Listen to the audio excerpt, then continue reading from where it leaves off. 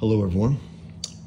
I'm just thinking today, I posted something on X regarding free speech. Elon Musk said something along these lines. He said, freedom of speech is the bedrock of democracy. I hate the term democracy. We're a republic, but whatever. It seems like Elon Musk is willing to learn, so I'll give him that. But even though democracy, in the bottom line, it means mob rule. As Rush Limbaugh used to say, democracy is two wolves and a sheep deciding what's for dinner. Anyway, it says, freedom of speech is the bedrock of democracy. If the truth is suppressed, it is impossible to make an informed voting decision. He said the degree to which freedom of speech is being undermined around the world is extremely alarming. And he was referring basically to the UK's crackdown on criminalizing free speech. They're criminalizing free speech. They're throwing individuals in prison for years now for saying things that the UK government doesn't like. Whatever it is, likely against communism, against Islam, because it seems like all they're interested in defending are communists and Muslims and imprisoning patriots. This has become now a criminal government. And so my response to that, I quote posted him. I said, the West has gotten in line behind the Islamic world's prohibition on Muhammad, making most Westerners de facto Muslims. While most talk a good game about free speech, they throw free speech to the Islamic wolves at the first threat. And I posted a link to my Muhammad challenge on my website, boschfawson.com. You can go there. It's a long article that I intended to be published by someone who I thought would publish it, ended up not publishing it, even though they loved it. They called it my manifesto. I believe it is. I mean, to me, free speech is the end-all, be-all of civilization in this sense. If you can't argue, if you can't persuade, if you can't tell the truth, if you can't tell things that people don't want to hear, if you can't tell people things that they don't want to hear, then you don't have freedom. Look at the world. Look at the hellholes that don't have free speech. The Islamic world, clearly. China, other countries. Now that the UK, we're the only country in the world that has the First Amendment, which enshrines our natural freedom of speech. We have that right. We're the only country who actually takes it seriously enough to put it in our amendments, in the First Amendment. We're the only one who does that. No other country does that. And when they say, well, America's the only country who doesn't do this, yeah, We're the only country who has the First Amendment and the Second Amendment. Look at the rest. When they took the guns away from the English, what happened? They started to take their free speech away. Those are life and death freedoms, life and death. So then I also added this, I posted another link to my piece. It's called my Muhammad challenge. It's a long piece. Again, I'm challenging particularly artists. If they haven't drawn Muhammad, why not? Why not? I've been drawing Muhammad for 19 years, over 600 times. I'm still here. Almost got killed once. I've had thousands of death threats, but I'm still here. So I posted, do you support free speech? And then I said, yes. But the question is, do you support drawing Muhammad cartoons? And the person is silent. To me, that's the flashpoint. Drawing Muhammad is the free speech flashpoint to tell who does or doesn't support free speech. That's really what it comes down to. We're at that point now where we do know the line. We do know when someone says they support free speech or they don't. It's whether they support drawing Muhammad. They don't have to draw it. But they sure as hell can't claim to support free speech if they don't support drawing Muhammad. If they call it hate speech, if they call it disrespect, they're not on the side of free speech. They're on the side of the savages who want to murder over it. So in that spirit, I'm going to draw Muhammad in real time.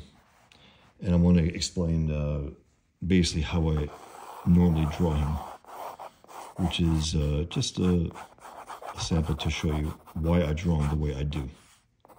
It's my usual drawing of him. It's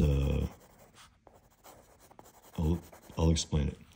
I make his turban, right? Some people assumed it was me making him look like a Sikh. No, not at all.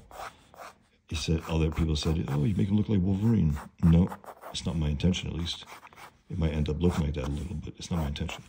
I draw it this way to make it look like horns, like devil horns.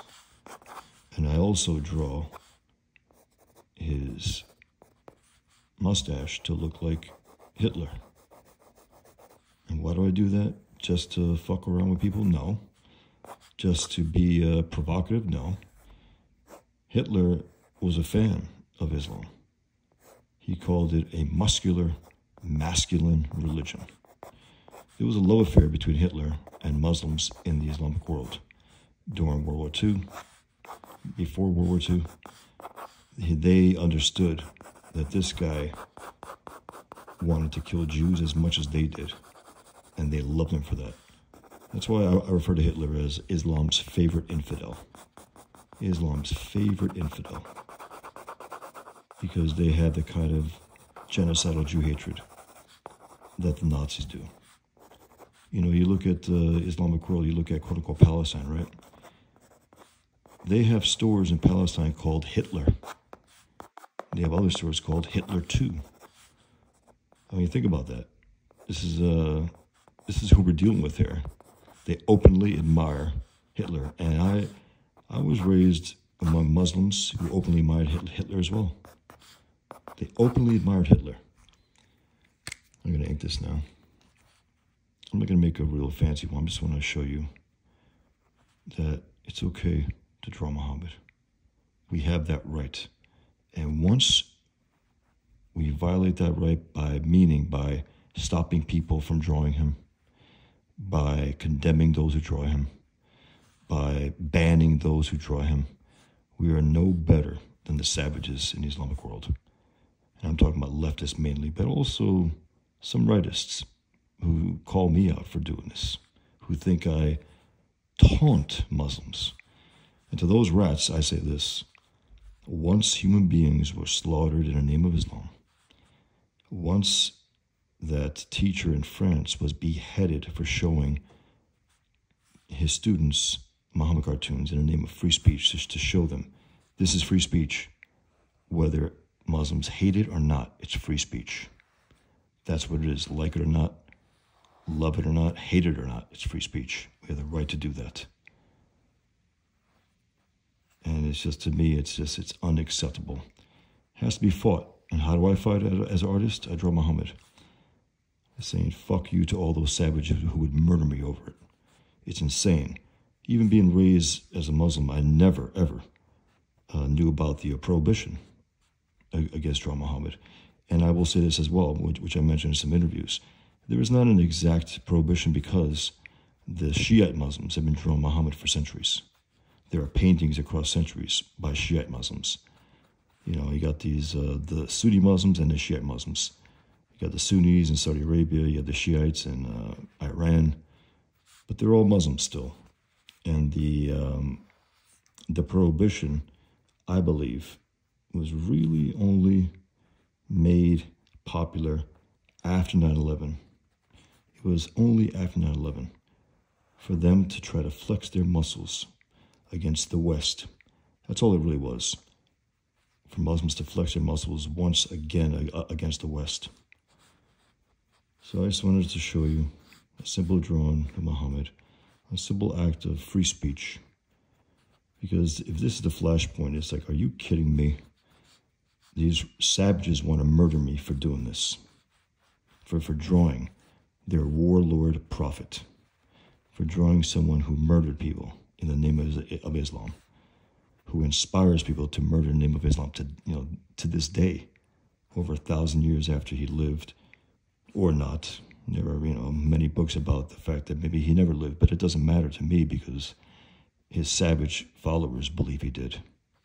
They believe he lived, and that's all that matters, ultimately. So this is drawing Muhammad, and this is the way, to me, if you believe in free speech, but don't believe that Muhammad should be drawn, you don't believe in free speech. You're a liar and a coward. You're a liar and a coward.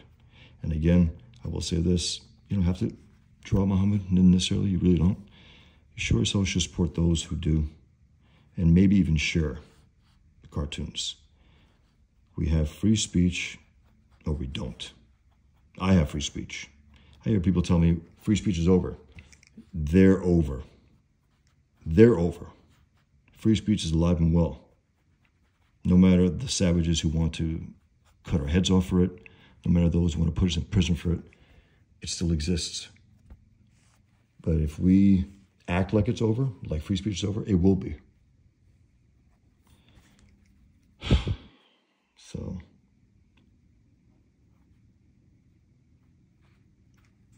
if anyone wants to buy this, let me know.